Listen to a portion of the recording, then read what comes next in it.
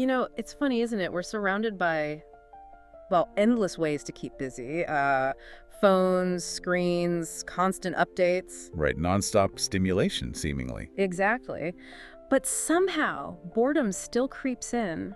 Maybe even more than before. It's this kind of uncomfortable feeling we try so hard to just push away. Absolutely. We all know what it feels like, that sense of emptiness maybe, Yeah. but how it actually affects us and, what we do about it, that can be really different for everyone. It gets quite complex. And that's what we're diving into today, isn't it? We're really digging into the source material here to understand boredom, not just as that unpleasant feeling, but how our actual beliefs about it sort of shape the whole experience. Yeah, how those beliefs affect how often we feel bored, how bad it feels, and even, surprisingly, our overall mental well-being. So we'll look at who feels it most, why, how we try to cope, sometimes in ways that don't really help. Right, and that whole complicated thing with boredom and technology today, it's much more than just having a bit of downtime. Okay, let's get into it then. The feeling itself. How do we actually define boredom based on this research? Well, the core idea seems to be this. This really unpleasant state where you want to be doing something satisfying, something engaging. You have the desire. Yes, the desire is there, but you feel like you just can't. You're blocked somehow. Maybe you lack the opportunity or the skill or even just the internal focus to connect with anything meaningful right then. So it's not just chilling out or being relaxed, it's active frustration almost. Wanting engagement, but hitting a wall. Exactly. That wanting part is crucial. It's Yeah. what makes it different from apathy, where you just might not care either way. With boredom, you do care. You want to be involved, but nothing clicks. And the research makes it clear it's not the same as depression or just being tired. Right. There can be overlaps, for sure. Right. But it's described as his own distinct emotional state, a state of unfulfilled seeking, you could say, looking for stimulation or meaning Yeah. and just not finding it. Okay. And the sources seem to suggest that young people might feel this more often or maybe more intensely. Why is that? Yeah, there seem to be a few things going on there. First, there are big developmental changes happening, especially in the brain regions responsible for things like attention, planning, controlling impulses. The executive functions. The bits that help you manage yourself and your time. Exactly. And those are still developing during adolescence and young adulthood. Then layer on top of that this really strong natural drive for independence, for autonomy. Wanting to be in charge of their own lives, their own time. Right. But the skills needed to actually use that freedom, while things like structuring free time effectively, motivating yourself when something isn't immediately fun, or just coping with feeling uncomfortable. Those skills might not be fully developed yet. So there's a gap. The desire for freedom outpaces the ability to handle it, especially the empty bits. That seems to be the idea. You've got the drive, maybe more free time, but not quite the internal toolkit to navigate it smoothly, or to deal with the feeling of boredom itself when it inevitably pops up. Learning to tolerate discomfort is a skill, after all. So, developing brain plus the autonomy drive minus fully formed coping skills. Yeah, I can see how that could make boredom feel more frequent or intense. Free to kind of vulnerability, yeah. And when it becomes more than just occasional, when someone is chronically bored, boredom prone, I think the term was, the sources link this to some pretty serious negative outcomes. It's not trivial. No, definitely not. The research connects frequent boredom with lower life satisfaction overall. Which makes sense, right? If a lot of your time feels empty or frustrating. Yeah, that would drag you down. It's also strongly linked with feeling more depressed, more anxious, higher stress levels. That constant internal friction we talked about, that lack of fulfillment, it really seems to take a psychological toll. And it can also lead to apathy or anhedonia, that inability to feel pleasure. Yeah, the association's there. It's a bit chicken and egg. Does chronic boredom lead to anhedonia? Or do people who struggle with anhedonia feel bored more often because nothing feels rewarding? Probably a bit of both, but the link is clear. Chronic boredom isn't just a minor mood. It can really erode your overall emotional landscape. Wow, okay. And it doesn't stop there, does it? There are behavioral consequences too. Right. The sources mention links to things like risky driving. Really? Yeah, or emotional eating, problematic smartphone use. The thinking is that the feeling of boredom is so unpleasant, so aversive, that people will do almost anything to escape it. So grabbing onto immediate sensations or distractions, even if they're harmful. Exactly. Risky driving gives you adrenaline. Food can be a quick comfort. The phone offers constant, easy stimulation. It's about escaping that internal state, sometimes quite desperately. That really underscores how bad the feeling must be. And this was particularly relevant during the pandemic for young people, wasn't it? Oh, absolutely. The pandemic was like a perfect storm for boredom, especially for teens and young adults. Lockdowns, online school, canceled activities. All the usual ways they exert autonomy and find engaging things to do were suddenly gone. Exactly. Their world shrank dramatically. Less freedom, fewer choices, maybe more time stuck in unsatisfying online classes or just waiting. Yeah. It likely pushed boredom levels way up for a group already potentially vulnerable to it. Understanding boredom became even more important then. Which really makes you think, maybe you, listening, have noticed this yourself. Has boredom felt different lately? Maybe harder to shake? It's worth reflecting on, given all this. It really is. And that reflection actually takes us right into the next layer of this, because it turns out it might not just be feeling bored that matters most. It's what you think about feeling bored, your beliefs. Ah, the boredom beliefs. Okay, now this sounds really intriguing. Going beyond the feeling to how we judge the feeling. Precisely. The sources call them boredom beliefs, these sort of ingrained attitudes we have towards the whole experience of being bored. And the research focuses on two main aspects, two dimensions of these beliefs. Okay, what are they? So first, you've got boredom dislike. This is basically how much you hate being bored. Is it just a mild annoyance, or do you find it intensely frustrating, irritating, almost unbearable? It's the emotional reaction to the boredom. Right, your gut feeling about the feeling itself. Makes sense. And the second one's boredom normalcy. This is more about your attitude, your thinking. How much do you see boredom as just a normal part of life, something that happens, it's okay? Or do you see it as fundamentally wrong, like a sign you're failing somehow, something to be avoided at all costs? So it's not about how you cope with boredom, like what you do to stop it or how long you can stand it. It's more about your underlying judgment. Is this state okay or not okay? Exactly. It's the evaluation you place on it. And the research, they looked at one study with young people in the UK, another tracking adolescents in Israel over time, found something really consistent and honestly a bit startling, especially about boredom dislike. Oh, what do they find? Consistently in both studies, and looking at it both ways, comparing different people and also tracking individuals over time compared to their own average. They found that the more people disliked being bored, the more often and the more intensely they actually felt bored. Wait, hang on. So hating boredom makes you feel it more. That seems completely backwards. It does seem paradoxical at first, doesn't it? You'd think hating it would make you better at avoiding it or getting rid of it. Yeah. So why would that happen? Why would disliking it lead to more of it? Well, the researchers speculate a bit. One idea is if you hate it that much, maybe you become almost hyper-aware of it. You notice the tiniest flicker of boredom and immediately label it as this awful, unbearable state. Like you're primed to find it because you dread it so much. Possibly. Another thought is that the intense dislike might actually mess with your ability to respond effectively. Instead of thinking, okay, I feel bored, what's a good next step? You get stuck in the feeling about the feeling, the frustration, the anger. Right, you're fighting the feeling instead of addressing the cause. Exactly. And that internal fight might just keep you stuck in that bored state longer or make it feel worse, like a negative feedback loop where hating it traps you in it. Wow, okay, that's a really powerful idea. The fight amplifies it. And how did these beliefs connect to mental well-being? That seems critical. Yeah, this is where it gets really practical. The research found that boredom dislike acted as a moderator. Basically, it changes the strength of the link between feeling bored and how well you're doing mentally. Okay, unpack moderator for us. Sure. Think of it like this. Feeling bored generally isn't great for your mental well-being, right? There's a negative link.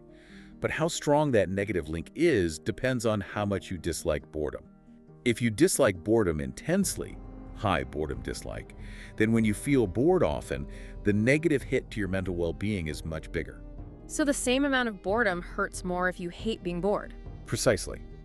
If you have low boredom dislike, you don't mind being bored quite as much. Feeling bored is still linked to slightly lower well-being, but the connection is much weaker. Your attitude towards boredom basically acts like a volume knob for its negative impact on your mental health. That's incredible. So your mindset about this one feeling can significantly buffer or amplify its damage. What about the other belief, boredom normalcy, believing it's okay to be bored? That showed a slightly different pattern. When they compared people, so looking at individuals who in general normalized boredom more than others, they found those people tended to report better overall mental well-being. Okay, so having a general attitude that boredom happens, it's normal, seems to be good for your mental health overall. That's what the comparison between people suggests, yeah. Maybe accepting it reduces that internal struggle we talked about, frees up mental energy. But interestingly, when they looked within individuals over time in the second study, So how you felt moment to moment. right, they found that just thinking it's normal to be bored in the specific moment when you were feeling bored didn't really predict feeling better mentally right then, in that specific moment or day. Huh. So telling yourself this is fine while you're actively bored might not immediately make you feel better. But having that general belief as part of your outlook is linked to better well-being in the bigger picture. That seems to be the takeaway from the findings, yeah. A general acceptance might be protective long-term, even if it doesn't instantly fix the feeling in the moment. Fascinating stuff. So, to sum this part up, hating boredom might actually make you feel it more and make it hit your mental health harder when you do. But cultivating a belief that it's just a normal part of life seems linked to better mental health overall. That really shifts the perspective on how we should approach this feeling. It really does. And it leads right into the next logical question. If boredom is this uncomfortable state that we have these strong beliefs about, well, what do we do when it happens? How do we try to cope? Right, the coping strategies. The sources mentioned different approaches, and there was that reference to a boredom coping scale. Yeah, that scale excerpt gives a little window into the variety of things people try, especially maybe in situations like a classroom where you feel a bit trapped. Some strategies are about trying to actively change things. Like asking the teacher for something more interesting, suggesting different activities, or even trying to derail the lesson onto a more fun topic. Exactly. Trying to make the situation itself less boring. Those are called behavioral approach strategies in that scale, taking active steps. Interestingly, though, the scale also groups things like doing homework for another class or just thinking about homework under that same behavioral approach label. Even copying homework was listed there. That seems odd. Preparing for another class, maybe, but copying homework doesn't feel like a very adaptive approach. It is a curious grouping in that specific source, isn't it? Maybe the idea is that any action taken to fill the void is considered an approach, regardless of how productive or meaningful it is. It shows the range, right? From genuinely trying to improve things to just finding anything else to occupy your mind, even if it's just busy work or something less than ideal. It highlights how varied our responses can be, yeah. And sometimes maybe not the most constructive. Which brings us nicely to a specific modern workplace issue the sources discuss: bore out. Ah, yes, bore out. Sounds ominous. Not burnout, but bore out. Exactly. It's kind of the flip side of burnout, where burnout comes from too much stress, too much workload. Bore out, as the sources describe it, comes from mental underload. Not enough work, or work that's completely unchallenging or uninteresting. So literally being bored stiff at your job because there's nothing meaningful to do? That's the core of it. The key elements mentioned are boredom, a distinct lack of challenge, and a lack of interest in the tasks you do have. It's defined by what's missing meaningful engagement rather than by overwhelming pressure. Yeah, but the symptoms sound so much like burnout. Depression, listlessness, insomnia. How can doing too little make you feel as bad as doing too much? It seems the psychological impact of chronic understimulation and feeling useless is just as damaging as chronic overload. The courses list symptoms like profound fatigue, feeling down, trouble sleeping, even physical things like ringing in the ears, stomach problems, headaches. It's not just feeling a bit disengaged, it's a serious state of malaise stemming from that lack of purpose at work. That must feel awful, knowing you could do more, but you're just stuck. Deeply frustrating, yeah. And here's the real kicker, the paradox of bore out. The people suffering are miserable. They feel their potential is wasted, but they usually don't speak up. They don't ask for more work or tell their boss they're underloaded. Why not? Fear. Overwhelmingly, yes. Fear of being seen as lazy or incompetent if they admit they don't have enough to do. Fear of stigma, and the big one, fear of losing their job altogether. If they reveal how little they're actually needed, maybe the company will just get rid of their role. Wow, that's a terrible double bind. You're suffering because of the job, but you have to pretend everything's fine, even pretend to be busy, just to keep the job that's making you suffer. Precisely. Which leads directly to the kinds of coping strategies people use in bore-out situations, which are often about deception. The goal isn't always to feel less bored, but to look busy and valuable so no one finds out. Like stretching work. Making simple tasks take way longer than they should. Exactly. A 1-hour report becomes a half-day task. A 2-day project gets dragged out for a week. You might do the actual work quickly, then spend hours surfing the web, doing personal emails, planning holidays, all while keeping a work document open on screen just in case. Filling time, basically, while looking like you're working hard. Right. Lots of coffee breaks, long chats, anything to break up the day and maintain the illusion of effort. And the other one was pseudo-commitment. Yeah, this is performing actions that signal dedication, even if you're not actually working. Staying late, but just browsing online. Eating lunch at your desk while scrolling social media, looking too busy to take a break. Making personal calls sound like important business calls. It's all theater, creating the appearance of being indispensable and overworked. The personal cost is obvious, the frustration, the low self-esteem, the exhaustion from pretending, but this has big costs for companies too, right? Huge costs. Wasted salary, for one, paying people for time they aren't actually productive, but also the loss of all that potential, the ideas they aren't contributing, the innovation that isn't happening. It can affect customer service if employees are disengaged. And eventually, many of these qualified people do leave, despite the fear, seeking fulfilling work elsewhere. Then the company has recruitment and training costs. Plus, it just creates this culture of, like, faking it, where underperformance is hidden. Exactly. Real problems with workload or job design don't get fixed because no one dares to mention having too little to do. So Bore-out shows us boredom isn't just a school thing. It's a serious hidden issue in the workplace, driving deception and costing everyone involved. A real problem of human potential going to waste. Which sets up this really interesting question. How do we square this idea of underload causing bore-out with the fact that we live in a world overflowing with stimulation, especially from technology? How can we be so bored when there's always something flashing on a screen? Ah, the modern paradox. This is where things get really fascinating and maybe a bit unsettling. We have infinite content, endless connections, constant novelty, yet boredom persists. And the qualitative research, especially talking to young people, really tries to unpack this. It introduces a term that sounds much deeper than just situational boredom, existential boredom. Yeah, it's a heavier concept. Yeah. Existential boredom isn't just about liking something to do right now. It's described as this deeper unease, linked to fundamental anxieties about life, a sense of emptiness, meaninglessness, feeling adrift or paralyzed when thinking about the big picture. Where do I fit? What's the point?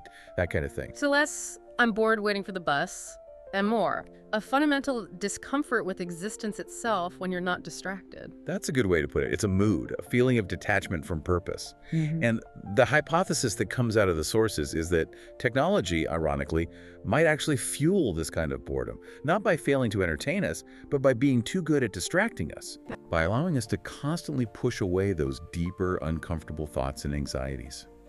We can always grab our phone, scroll a feed, watch a video. We never have to sit with the feeling of emptiness or the lack of meaning. Technology provides an endless escape route. So we use it to avoid the big questions, but the underlying issue, the lack of perceived meaning, never gets addressed. Exactly, it just gets papered over. And then there's this related idea, the routinization of novelty. Think about it, constant updates, new apps, viral trends, endless feeds. There's always something new. Always. But because it's always new, that constant stream actually becomes routine. Our brains adapt. What was exciting yesterday is just normal today. So we need more and more intense or more novel stimuli just to feel engaged. It raises our threshold for what actually captures our interest. Precisely. Which means the ordinary flow of digital stuff paradoxically starts to feel boring. So the very technology designed to kill boredom might end up making us more prone to it, because it trains us to need constant high levels of stimulation and prevents us from finding satisfaction in quieter, deeper, or more sustained activities. The surface is busy, but the core feeling of disengagement might still be there, or even grow.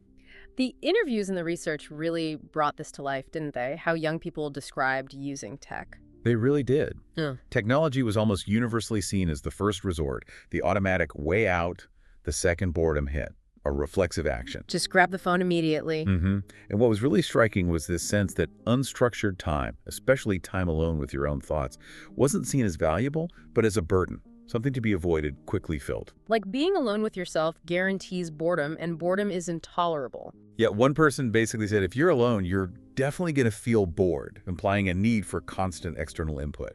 It suggests a real aversion to introspection, maybe even a devaluing of it. And this constant digital snacking affects how we think. The sources suggest it might.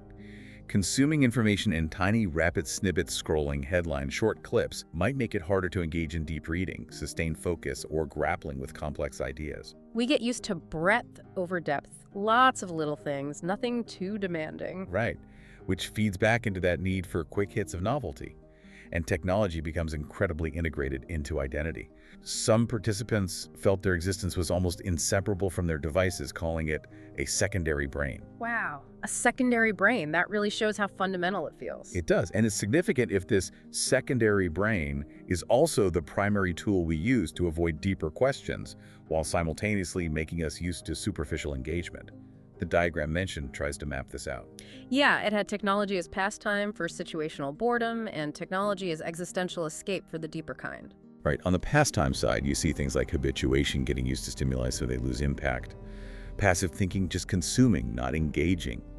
And the paradox of choice, so many options, none feel right. Like endlessly scrolling Netflix but not pitching anything. Exactly. That fuels immediate situational boredom. Then, on the existential escape side, it's about using tech to dodge those feelings of meaninglessness, which can actually change your sense of self as your identity gets more tied up online, potentially masking a core sense of purpose even further. But the diagram should overlap. Yes. Things like habituation, passive thinking, and the paradox of choice, they contribute to both. The endless chase for novelty makes us passive consumers, overwhelmed by choice, which prevents us from finding deeper meaning, thus feeding both the momentary boredom and masking the underlying existential kind. It's a cycle. Which brings us to a really challenging question. Are we essentially using all this amazing technology as a giant avoidance mechanism for facing ourselves, our anxieties, our need for meaning? And is that avoidance actually making us feel more fundamentally hollow or bored in the end? It's a powerful, maybe uncomfortable question that the research certainly seems to point towards.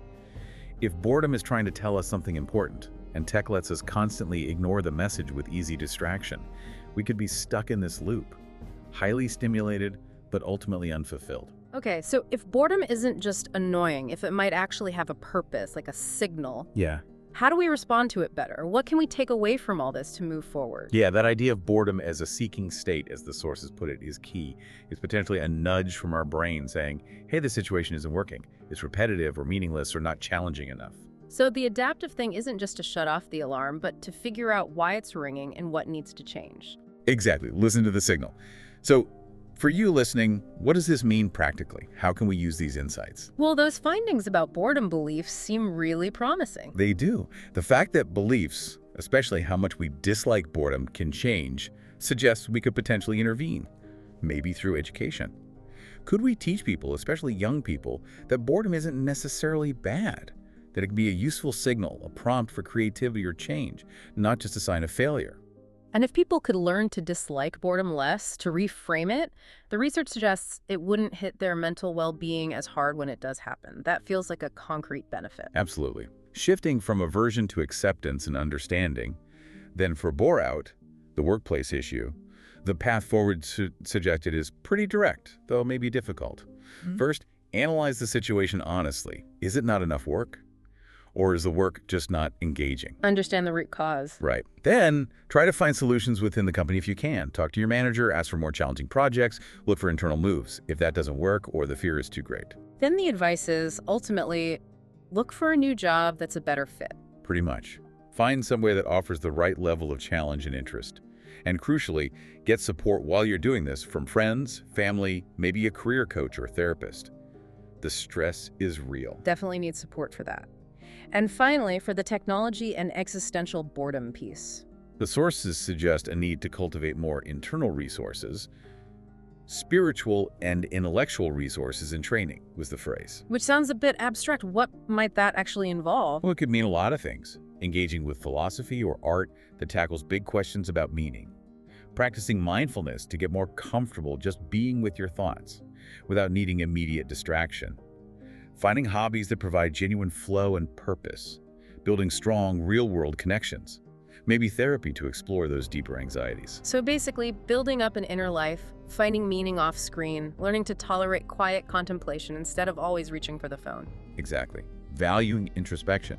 Seeing boredom not just as a problem to be solved instantly, but maybe as an invitation to check in with yourself, figure out what's actually missing, what truly matters to you. Okay, so wrapping this all up.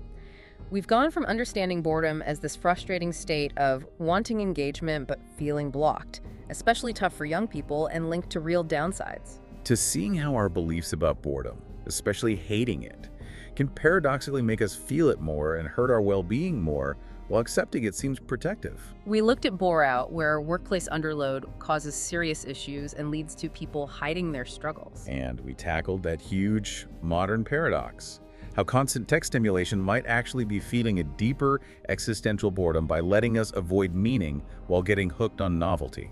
And finally, landing on this idea that boredom might be a signal, a seeking state, urging us towards change, meaning, or reflection, and exploring ways to respond more thoughtfully, drawing on the research. It really underscores that boredom is way more complex than just nothing to do. It's tied up with our mindset, our environment, how we relate to stimulation and purpose. How you think about boredom really matters. So maybe a final thought for you to take away from this deep dive, something to consider next time you feel that familiar itch of restlessness, that urge to immediately fill the space. In this world that pushes constant distraction, can you find some value in the discomfort of boredom? Could you see it not as something broken that needs fixing right now, but maybe as a quiet signal, a pointer towards something you might need, a different activity maybe, or deeper focus, a search for meaning, or perhaps a moment to sit quietly and listen to your own thoughts? What might you discover if, just for a little while, you resisted the urge to escape?